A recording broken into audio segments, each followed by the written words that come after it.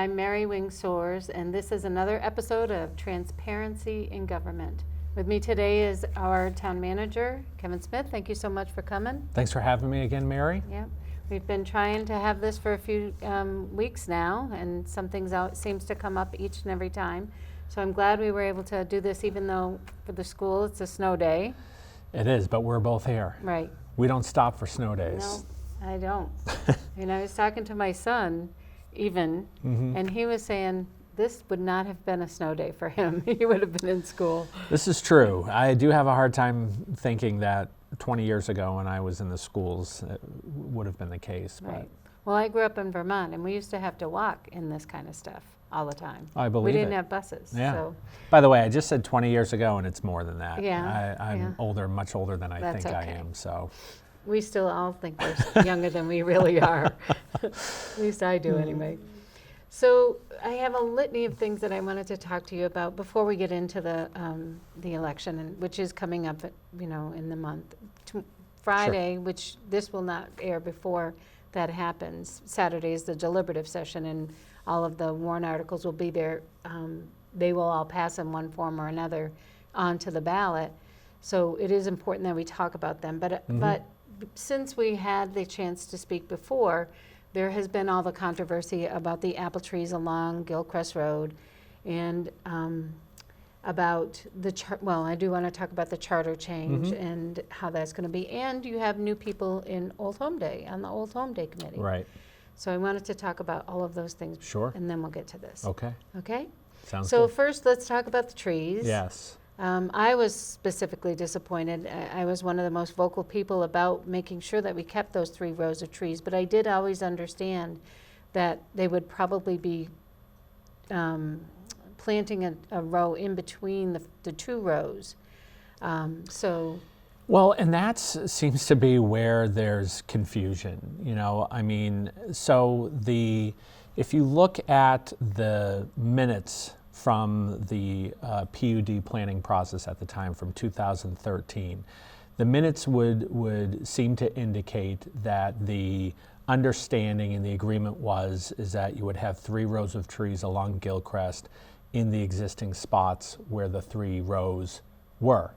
And I always thought we were going to kind of get away with something there, because they only are required to have a 50-foot buffer. Right. And those are beyond the 50-foot Right. buffer. Right. So I think one rule takes precedent over the other rule. Well, and that therein, I guess, lied some of the confusion, because when the PUD was then approved, so what I just talked about were the minutes, but when you look at the actual language from the PUD, it talks about the 50-foot buffer. It talks about 3 rows of trees were existing. What it doesn't talk about is what happens when there's a conflict between the 50-foot buffer and the 3 rows of trees. Right. And so the interpretation from planning staff was that I guess the way to remedy that would be to only enforce the 50-foot buffer, but to then replant that 3rd row, which was beyond the 50-foot buffer, in between Right. the 1st and 2nd rows. I don't think there was any malintent in doing this. It just is what the compromise was in trying to read through the PUD.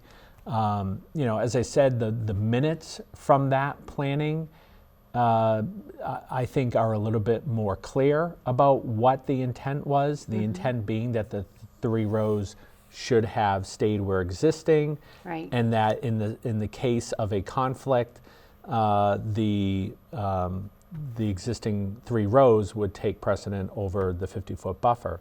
But that's not what got put into the actual PUD final document. And you have staff and planning board members that weren't privy to that planning board process either at the time. I know you were on the board. There are others who weren't. Colleen, the town planner, wasn't around at the time. It was Cynthia May, as you remember. And so ultimately, the agreement that was made in 2018, when this was getting approved, was that it would be, the 3rd row would be replanted in between the 1st and 2nd rows. Obviously, there are people who are upset Right. about that. and which prompted our attorney to take a look into whether everything that was done was legal and the process was followed. And his conclusion is that it was. Right. That again, no one did anything, illegally. No one did anything that they were trying to skirt the rules or whatever. The process is what the process was. Right.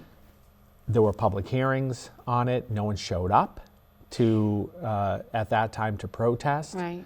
what that plan was to do the planting of the third row in between the first and second. Certainly, I think going forward, where this issue is going to come up, could potentially come up again as further areas are developed. There's going to obviously have to be a lot more scrutiny on what is the plan Right.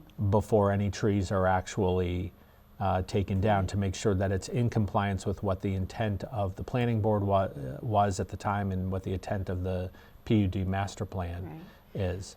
I did feel that they were a little bit negligent in that those first 3 rows of trees, even though they were left, they didn't take care of them the way they should have taken care of them. And so but even that, Mary, is and I would say that's even open to less interpretation. There's nothing that in the PUD master plan that talks about them having to pollinate the apple trees, that talks about them having to continue to grow apples. It merely says to have them be maintained, Right. which, they've been doing the bare minimum, which is basically pruning those apple trees so that they don't, so that the invasive species aren't taking them over, so that they don't become overgrown and that they are bearing But even that foliage. was only done when we, brought it to their attention again and again. Well, the first 2 rows have always been maintained. The third row went neglected for a few years. I brought it to their attention at the prompting of Jack Falvey, and upon doing that, they said, yep, we're supposed to be maintaining those. And then they started cutting and maintaining that third row, which eventually got cut down. But I can see this becoming the issue you just raised about the maintenance of them. I can see that becoming the next, the coming attraction of Woodmont and the maintenance of these apple trees, because again, it just says maintain the apple trees, and there's no direct language about, Right. are they going to continue to be farmed? I don't think. And we again, never expected that they would continue to be farmed. I don't, as one planning board member and having gone through this whole thing, it was never my expectation that they would be continued to be farmed. However, it was my expectation that they would be trimmed and that those droppings would be taken so that nothing would cause any diseases or anything else to Right. happen. And so I don't even think they're producing fruit anymore, though, those ones. Right. Well, the people whoever purchases those homes and have those in their backyards, Yeah. I always thought that it would be their responsibility. They're stuck with those trees because Right. the PUD says they have to have those trees. Right. And when they buy their homes, they have to have that understanding. You're responsible for these Right. trees. So, Right. I mean, I never Yeah, thought I it mean, would that's be going any to different be, than that. that'll be written into the covenant. Right. That, I mean, it'll probably be Or the homeowners community. association Yeah, or the whatever. association will have to pay someone to maintain the Right. trees. But people, again, need to understand that when they hear maintenance, they shouldn't expect apples Right. necessarily. What Right. they should expect is basically that they'll be trimmed Mm-hmm. and will continue to be foliage producing until such time they die, Right. and then will need to be replanted. And I think that was part of the reason why there was a suggestion to replant with crab apples, because crab apple trees are actually easier to take care of, produce flowers, every season, and aren't as susceptible to diseases as normal fruit producing apple trees are. I remember when I came on very late in the final parts of the PUD planning process for this. It was approved in September, and I think I came on in August of 2013. And I remember there being a lot of discussion right at that tail end about these apple trees and the maintenance of them going forward, and that apple trees are incredibly difficult to take care of. Like, just drive down Gilcrest Road on the other side of 102, and I'm sure people couldn't recognize where there used to be an apple orchard there, because the apple trees are so overgrown and they've been so overtaken by diseases and invasive species and everything else. You let those go for a few years. And again, even if you're not pollinating them, if you're not spraying them for diseases, I can't imagine their lifespan is very long. Let me just say one other thing on this. If there was never a PUD, right? These were AR1 zones. They had no easements on them. That means they can be used for agricultural use. They can be used for housing, residential. Right. Woodmont, the owners of Woodmont, could have very easily have sold this land to a residential housing developer, not had any PUD, and guess what? All the trees are gone. Right. There are no rows of trees. Right. The only reason there's rows of trees left was because that was an agreement that the planning board came to with the developers of Woodmont when this PUD was being planned. But people need to understand that if there was no PUD and someone just wanted to put in residential housing, they could have taken down every single one of those trees.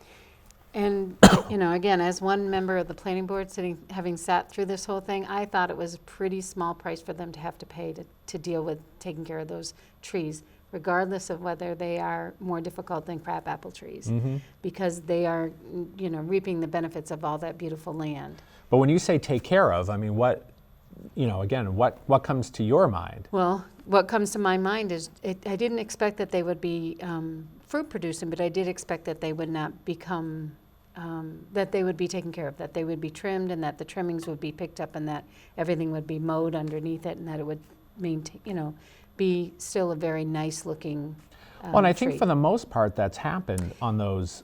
Well, this is old news, Right. Right now we're stuck with the fact that those trees, I knew all of those other trees were going to go. Yeah. It looks awful while it's being developed, because it's being developed. Once we see a neighborhood in there, it's going to be a whole different, Right. bowl of wax. Right.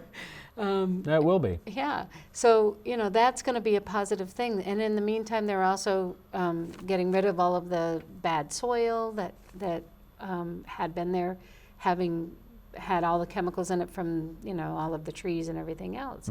So there's a lot of positives that are going on there. And I don't mean to berate this, but I do believe that as a entity, Woodmont people should have been able, this was a small price for them to have to pay, and I didn't feel that they did their job. I didn't feel that they did their job. So I'm glad that, people are watchful, and, thank goodness that people are bringing it forward when they see things that are not 100% correct. But again, once the spring comes and we start seeing something happening there with homes, I think it's going to be a different picture, and I think that it won't be as upsetting to many people. No, and I agree with you on that, Mary. The other thing I would say too is that if nothing else, this should prompt people to pay attention to the meetings that go on. Right. Unfortunately, the complaints from the neighbors on this didn't occur until a year after these plans were already approved. If they had voiced these concerns early on in that process, the result may have been a little bit different. Maybe not, but it may have been different than what you have right now, where you'll still have 3 rows of trees, but they're closer to the roadway than what the existing 3 rows were. But I think what will be beneficial is that that 3rd row is now going to go, I would imagine Staggered in between, yeah. so it'll give them more of a buffer. Right, it should. And the other thing too, to your point is, I think the expectation absolutely should be that at a very minimum, the trees will be trimmed, that absolutely the clippings will be picked up, and that the grass would be mowed there. I have to believe that the people who are going to live there would also want Right, that. right. You know, they don't want to mess in Right, in their their backyard. backyards. Yeah. Yeah, I agree. So, all right, done with apple trees Yes. for now. Okay, so what is true about the town side and the school side is that we both have charter amendment Yes.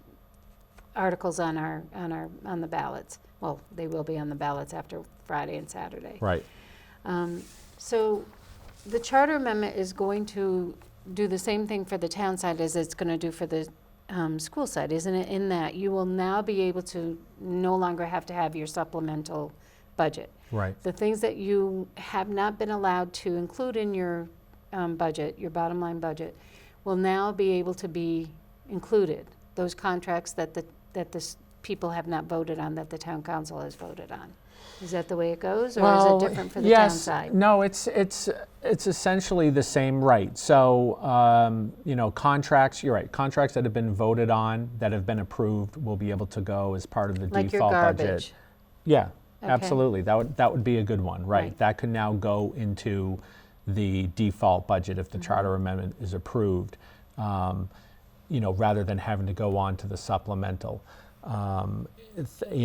Looking at the supplemental this year, things like the heat and oil, the water services, and the electrical services, these are all related to the new fire station, because we're not allowed, as part of the current rules, we're not allowed to increase utility costs as part of our default budget.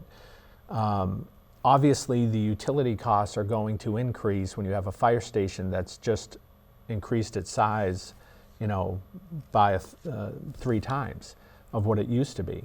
But we're not allowed to increase those in the current default budget, so we have to put in a supplemental. If the charter amendment passes, we'll then be allowed to include those costs in our default budget. The roadway maintenance is on here as well. This was something in the past we were able to put in default. We have roadway bonds right now that we pay debt service on. As those bonds were falling off, we were putting them, that payment into the roadway maintenance line. We haven't been able to do that under the new default laws, so that's why you see it in the supplemental budget. So this isn't, people shouldn't look at internet services here for $10,000. The contracts that we have that our vendor contracts with went up $10,000 because we had an internet upgrade. These things in here in the supplemental, these aren't wants. These are things that are part of our operating budget now, Right. that we can't put into our default budget, even though they're going to be part of the operating budget, regardless. And so now, so you can say, okay, well, they're going to be part of your operating budget regardless. So what happens if the supplemental fails? There's $153,000 there. And the simple answer is we're going to have to find it somewhere else Right. within the operating budget. But we're already starting out $153,000 in the hole for having to do that. So it really just, all it does, the charter amendment, is it just resets and goes back to the way things were 2 years ago. That's what it does. Right. And, will hopefully be less confusing if it passes than the way it is right now. Because both you and the school have to explain to people why. We include it the school includes it in their proposed budget. Yep. The town decides to have that as a supplemental budget. Right. And, we're both explaining exactly what that component is, that differential is. Yep. But it's interesting to me that you have a default budget that's, more than your proposed budget. Right. Well, and the reason for that is because that's largely due to the fact that when you're putting your default budget together, you are carrying the same costs from the previous year, even if those costs have decreased in your operating budget. Here's an example that I used when I gave my presentation last November. Doug Smith was our former finance director. I made the joke, Doug was making $500,000 a year, Justin now makes $50,000 a year.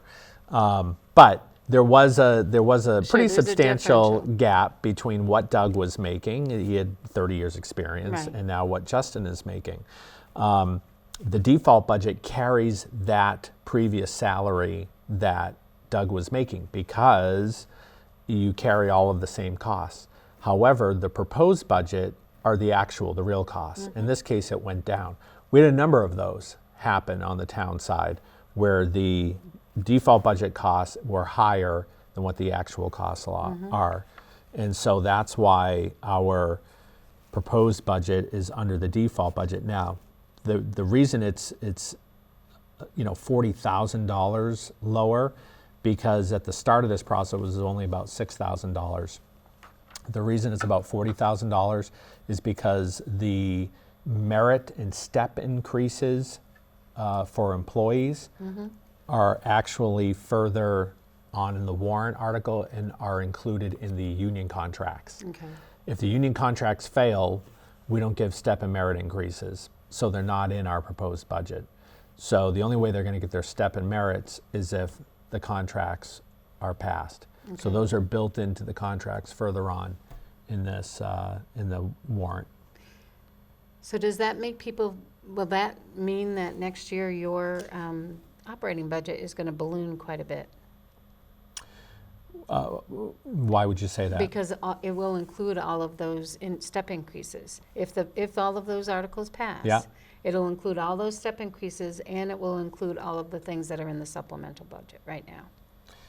That is true, right.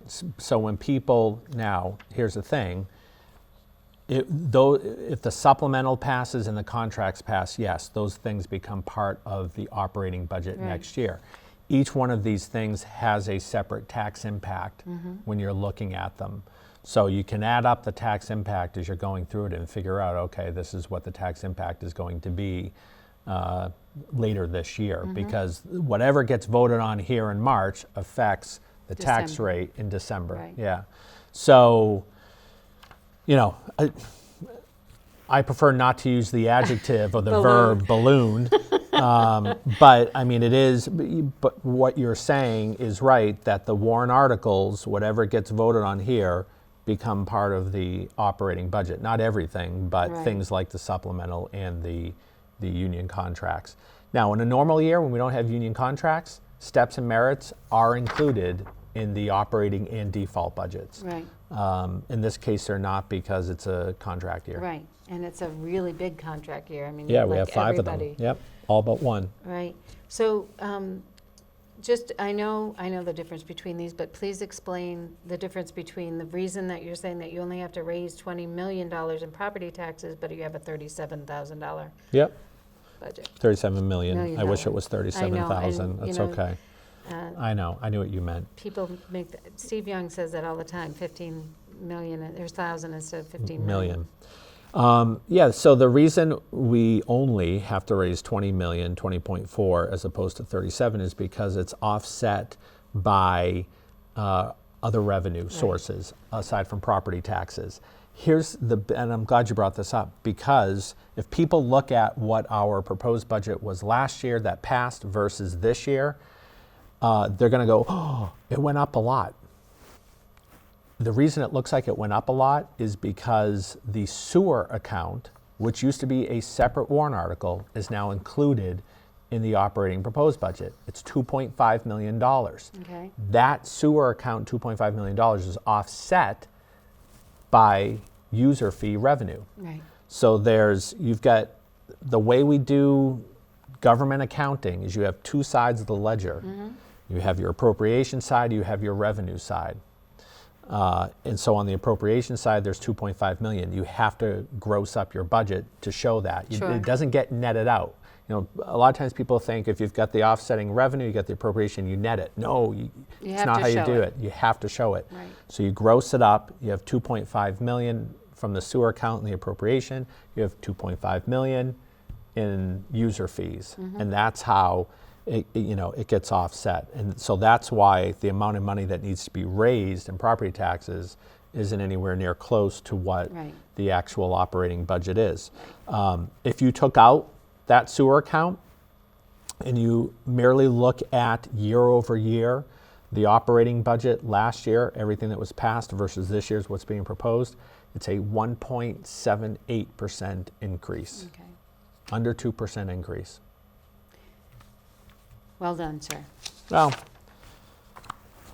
not looking for a compliment, but No, I, but I mean, I that's pointed good. out When you so think- people Right. realize that, Right.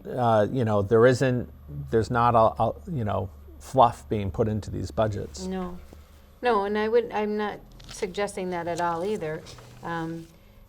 I know that there's more than just the sewer fees that are gonna be the difference between that. Because we also have, all the car registrations and, Building and permit fees, Right. All highway these are- block grant money, all sorts of things. And by the way, the increase really in the operating budget are, at least in this one, because the salaries increases are in separate warrant articles, most of the increases are healthcare related.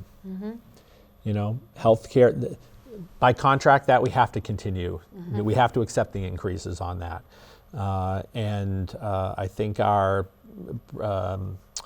estimated increase this year is somewhere between 7 and 9%. Right. So, that's really what makes this go up year over year. Okay, I know you're gonna have a whole separate show on this, or at least I understand you're going to.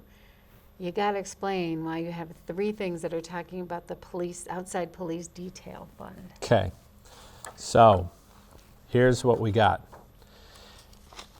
On the previous ballots, we always had to have an article for the police outside detail. All right, again, there was never been an impact on it. It's all supported by people that pay for police details. Right, But when there's a because dance at the middle school, they hire the police, they pay for the police Right. detail, but this still has to run through the town, right, books. much like the sewer fund, same sort of thing. In order to accept money and expend money, you have to have the fund set up. So what we're doing here is we're changing it from a special revenue fund to a revolving fund. The reason being, again, much like the sewer, so we don't have to have a separate warrant article on it every year. It's just, again, it's something that it has no tax impact and is supported by user fees. Right. It doesn't make a whole lot of sense to actually have it as a separate warrant article. And so what the 3 articles do is, the first one establishes the revolving fund, okay? Yeah. The second one dissolves the special revenue fund. The third one is the same warrant article from all the previous years in the case that Articles 4 and 5 don't pass. Okay, and is it null and void if 4 and 5 pass? And it's null and void if 4 and 5 pass. Okay, and so people should still vote for or against it? I mean, they should still make a decision? Number 6? Yeah, Yeah, they should still vote for 6. right. Yep. Because, some people might say, well, it doesn't matter if those pass, and I voted yes for those, so I'm not going to worry Right. about this one. Right. But they should still worry about that one. They should. They should still vote yes on it in the off chance that 4 and 5 don't pass. But hopefully 4 and 5, part of the thing we're trying to do here is, as John wanted, was reduce the number of warrant articles that are on the town ballot every year. Right. We're up to 30 this year. So if you absorb it in the operating budget, then it doesn't have to be a separate warrant article, and you're still, Yeah, except this one, so this one actually won't be absorbed into the operating budget. It'll be its own separate account. It just will be a revolving fund. And so it won't have to, there'll still have to be council orders when they want to expend from it. However, it won't require us to put it on the ballot okay, every year. all right, so it comes under the council's purview at that point, Yes. okay, Yep. all right. And then, As it does now, by the way. right, It's just, this is the fact that it's been on the warrant every year is just, it's an unnecessary step in this particular fund. And is it simply just because of the name? Yes, Yeah. because it's called a special revenue fund. Right, as opposed to a revolving fund? Yep. Okay. And so then, you have to accept and expend state shared revenue? Yeah, this is another bit of ridiculousness here. The state has given us money, but we can't spend it Unless the town tells you to. unless we accept Allows it. you. Right. So we have to vote to accept and expend the monies. Otherwise, we can't. Who's getting the interest on it right now? Well, it's just, where's it sitting? It's sitting. I think we have the check already. It's sitting in our bank account. Yeah. But again, if we vote no on it, we send the money back to the Right. state of New Hampshire. Yeah. Which I'm sure they'd love. But Wow. hopefully, we don't do that. Right. Okay. So then we have all these other Oh, wait a expendable minute. maintenance trust funds. Important point on I this know. one. 4A? No. No. The whole reason we have number 7 on here is because of our current default budget rules. If we pass a charter amendment, we could have included this in the default budget and not had to have had it as a warrant article. But because of the way the rules are right now, we have to put it on as a separate warrant article to accept and expend state money that is already sitting in our bank account. It's another reason to vote for the charter amendment. Right. The rest of these are, until we get to the contracts, are things that people have seen Yes. year after year after year. Yep. Now, I want to make a couple of notes about some of these. So if you look at Articles 8 through, let's say 8 through 13, a lot of these, as you mentioned, have been reoccurring every year. 4 years ago, really 5 years ago, we were funding most of these 100% through fund balance. I said at the time it wasn't a smart thing to do going forward because these were reoccurring every year. At some point, the fund balance is going to run out. And we're not going to be able to fund these over fund balance, but we're still going to want to have these accounts and put money in them, and then there's going to be a big tax hit. So what I said is, why don't we start weaning ourselves off of the fund balance, take it down by 25% every year, and so we're actually building these items into our tax rate, Okay. all right, over time. This is the first year now where they're all 100% taxpayer funded and not funded out of the unassigned fund balance. Going forward, these will now have the same tax impact year after year after year. So your tax rate will go like this because it's already built into the tax rate. As far as these items are concerned, there might be other things that would make your tax rate Sure, change. right. But as far as these items, are which we've been concerned. putting on the ballot year after year, the roadway Right. maintenance, expendable maintenance, GIS, the Pillsbury cemetery expansion, and then we have the cemetery capital reserve fund, which is from unassigned fund balance. Why is that?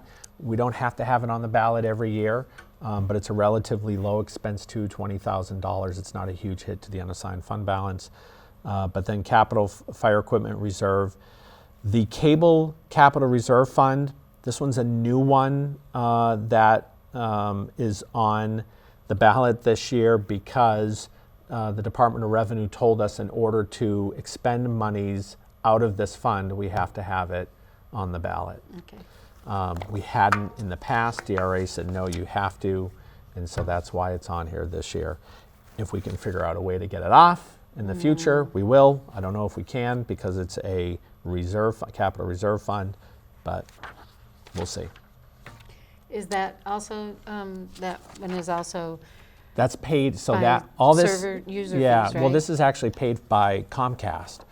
So Comcast pays us this money, this $32,500, because you'll notice it says to raise and appropriate $32,500. Then it says funding will come from the annual distribution of the public educational government Oh, access okay. programming from the current franchise agreement. So it doesn't raise anything in property taxes. It's raised from our franchise agreement. Well, and so it should always stay zero. I mean, we should always have. Yeah, Yeah, it will. okay. All right. This is a new one, the Recreation Department Capital Reserve Fund. This was asked for by the Recreation Committee. This would be basically a maintenance reserve fund for things like repairs to lawnmowers, to be able to purchase new equipment, maintenance equipment, to any capital equipment to support the recreation department. As you see, it's $15,000. It's $0 in property taxes now, and you'll see it's coming from the fund balance. So why does the town feel, not you specifically, but why do the town councilors feel that we have to differentiate between the equipment that we use for the rec fields, which are, town, I know that they're volunteer managed and maintained and everything else, but really, they're the town's responsibilities. I think Which fields? any fields in Well, this town should be the town's responsibility. the town is taking care of just about all of them. Right. The exception right now is the LAFA fields.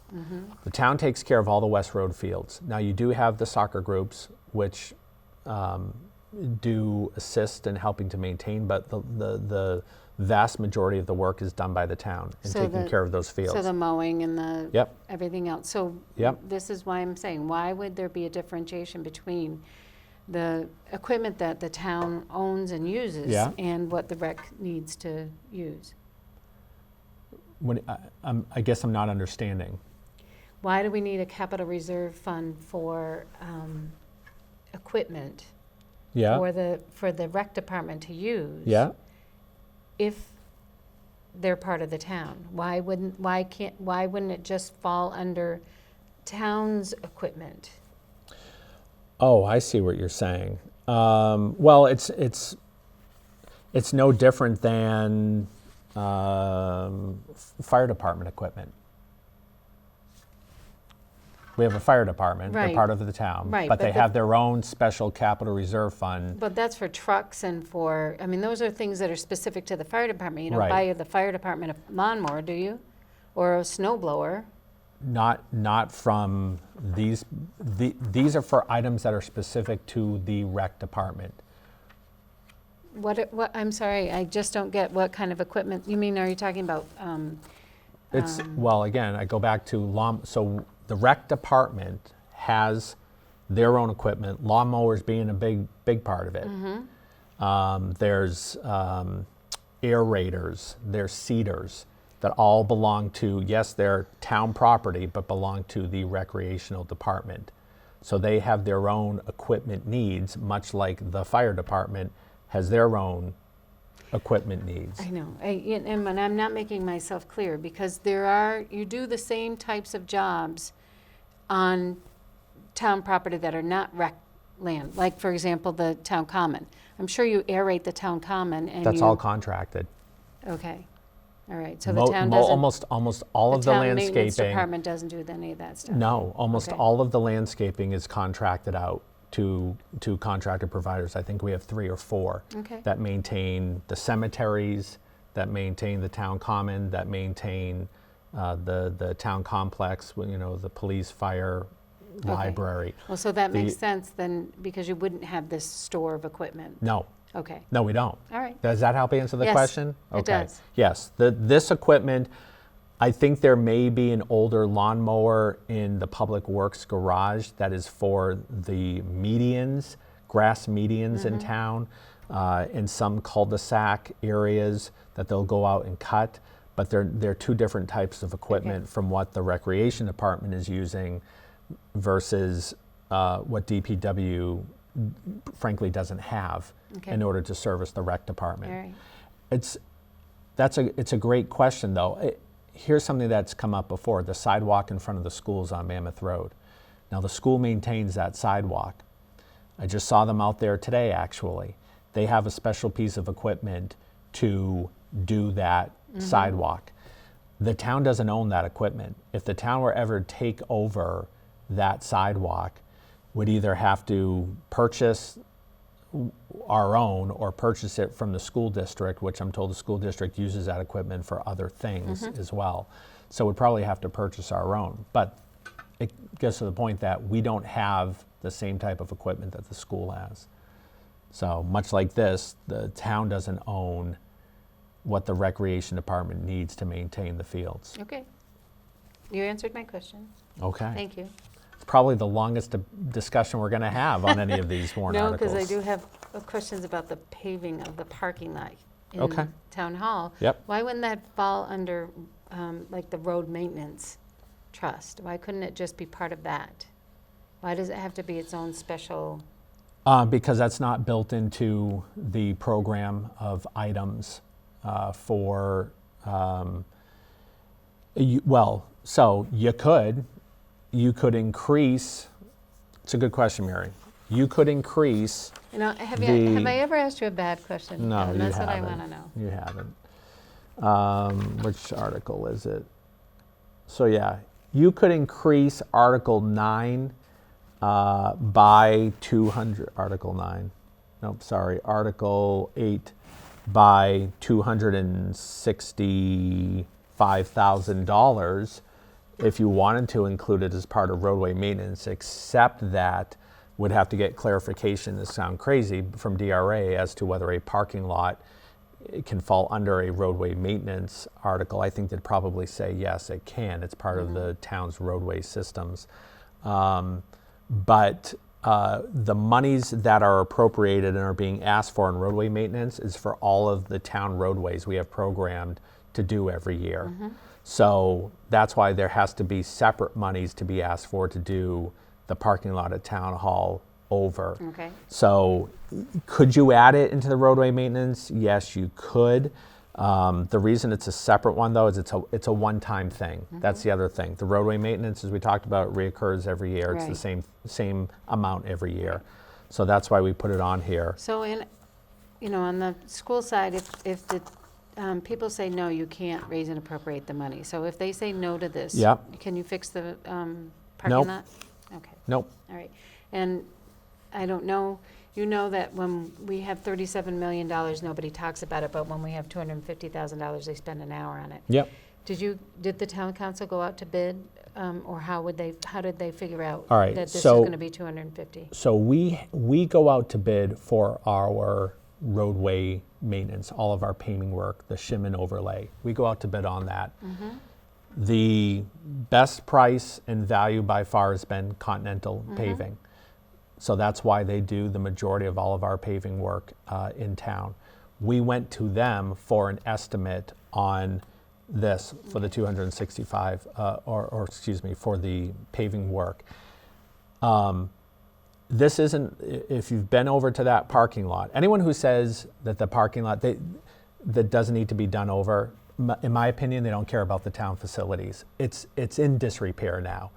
It's got potholes, it's cracked all over the place, it ponds all over the place now. Why? Because it has no drainage in it. I mean, it was value engineered when that town hall went in to keep costs down. And so this isn't a simple shim and overlay. This is having to reconstruct the parking lot, and it's also having to put in drainage into that parking area as well, and then putting asphalt down. So that's why it's $265,000. And the cost of asphalt isn't cheap I know. right now. And we all know that it doesn't get cheaper. So, No.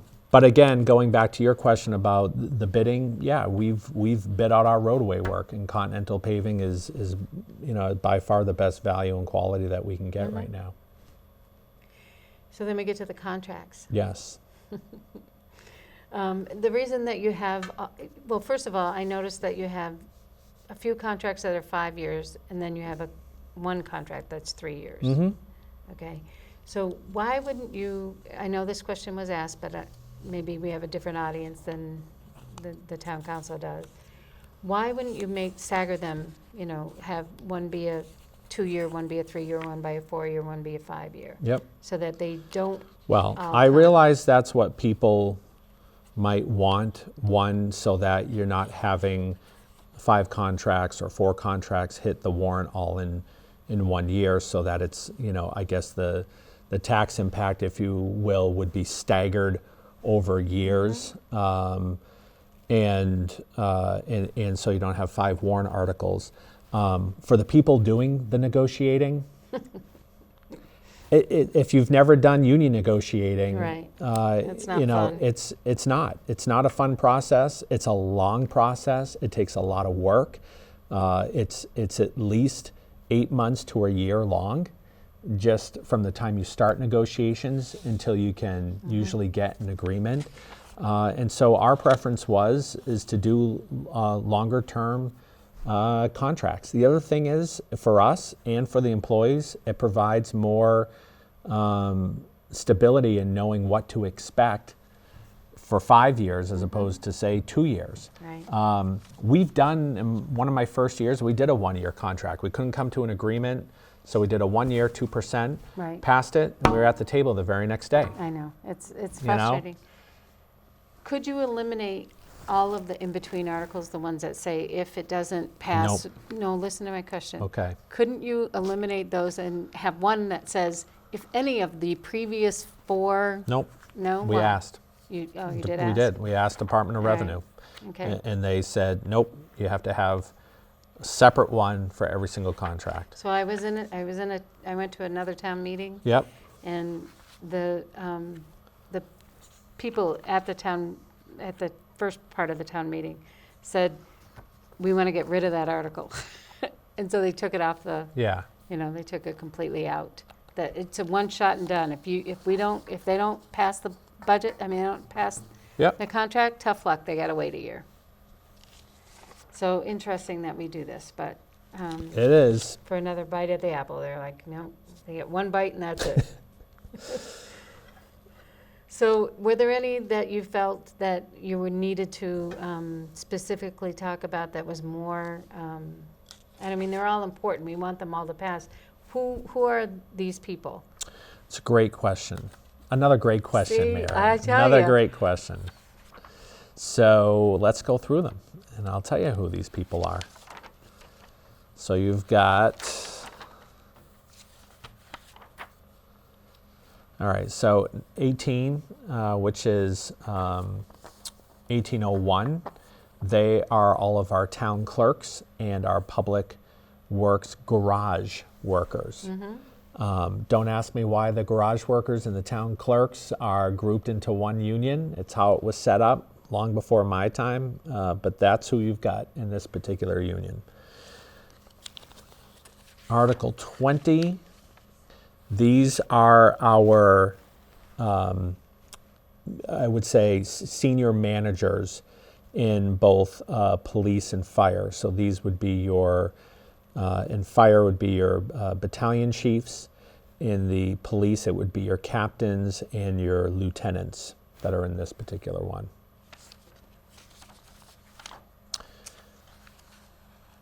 Uh, 22, these are your town hall employees who are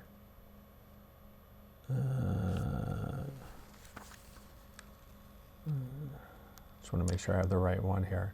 Well, it says town These are, administrative personnel. right, yeah. So these are your town hall employees who are, I would describe as mid-level management. These aren't the department heads, but they include our town planner, 2 other members of the planning staff, our assistant public works director is in this one, administrative support coordinator is in this one, our environmental engineer is in this particular union. So any mid-level management at town hall is included in this particular contract. Isn't it interesting that on the town side, management can have unions? Just about all the employees are in a union except for myself, my assistant manager, my executive assistant, the finance director, the HR coordinator is not, and the controller in the finance department is not part of the union. So there's about half a dozen of us that are not in the union. Everyone else is part of a union. Article 24, there you have your, these are your department heads, Okay. LEEA.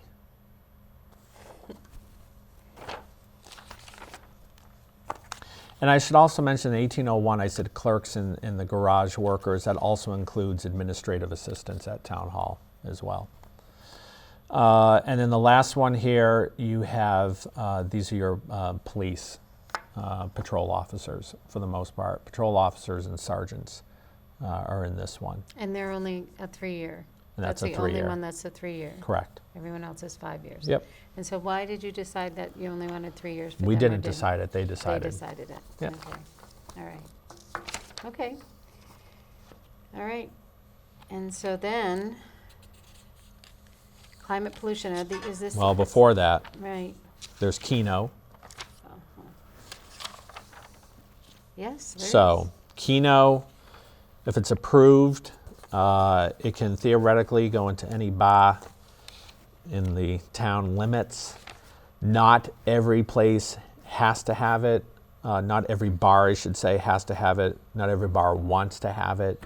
Eddie Leon, who's the owner and operator of La Coretta, who's a supporter of Keno, will not have it at La Coretta. He said he won't have it at his establishment, but he does support the article. Other places like the Stumble Inn and the American Legion, Yeah, I was just going to say. they would very much like to put it in their particular places of business. And it just barely didn't pass last year. Right. We had I the, think it lost by 20 votes right. last We had year. the recount Right. last year Yep. on it. Yes, we did. And then the last one is a resolution on climate pollution. And this is also the Keno one's a citizen's petition. This is also a citizen's petition one. Right. Well, and it's a citizen's petition, I was going to say. It's Now- not the town putting it back up on the warrant, it's a citizen's petition. Mary, the other thing is all of these article numbers are probably going to change. And the reason being is that the charter amendment, once it's included in the warrant, will become article number 2. Okay. It has to be article number 2. It has to be after your election of officers. So it'll come before the budget.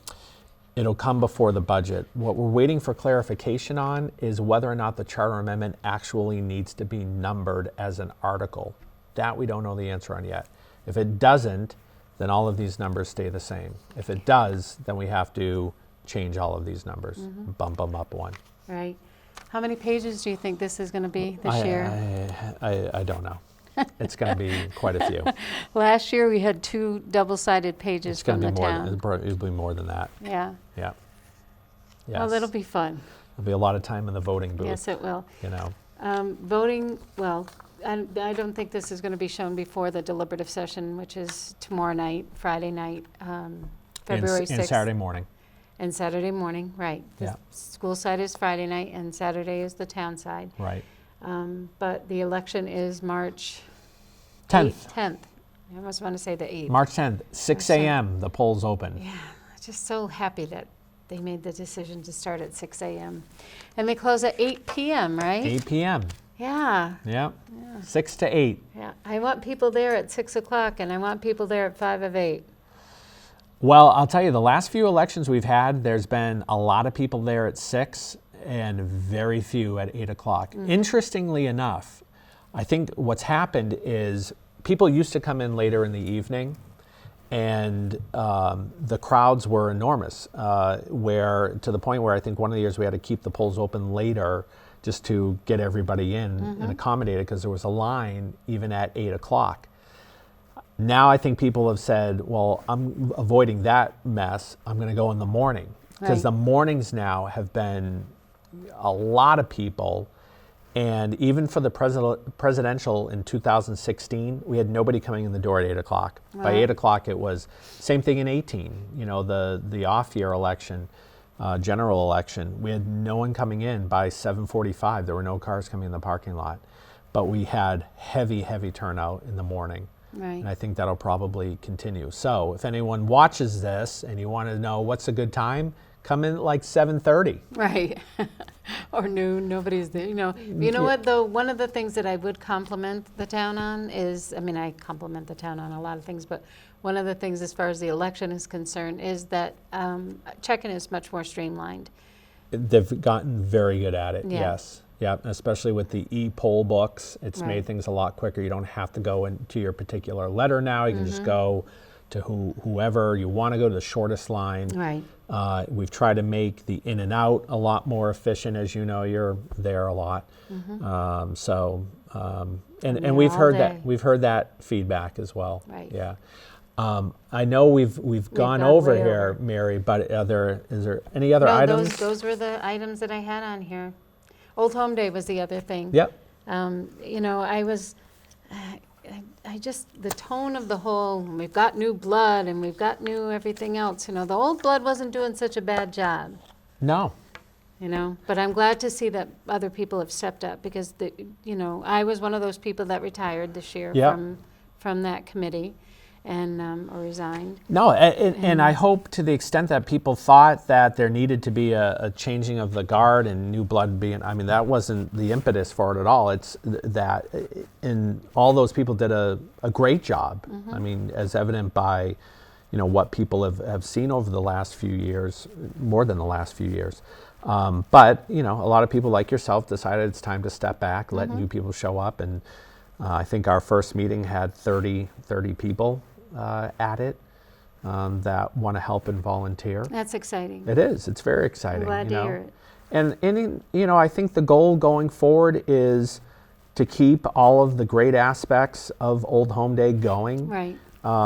And to the extent that we, you know, should or want to add new things to help enhance what's already there, we'll look at that too. Right. You know, I don't think anyone wants to see, you know, any wholesale changes to the way Old Home Day operates. But you can always do things differently that Sure. could make it, you know, better for the person that's going that Absolutely. week. So The changes that have been made, you know, even over the past three or 4 years have been very well received Yep. and enjoyed yeah, by many. no question. Yeah. Kevin, thank you so much for coming. Mary, thanks Appreciate a lot. it. It's, you know, there was a lot to talk about, but Yep. with 30 warrant articles on the ballot, It's a lot to go through. It is a lot to go through, and I appreciate you taking the time to do it My with pleasure. us. Yeah. I know that there'll be other opportunities for you to be talking about them, and, you know, anytime that you can inform yourselves about what's going on in this town, it's to your benefit to do so. Please come out to the polls, and thank you for watching. This has been Mary Wing Soares for Transparency in Government.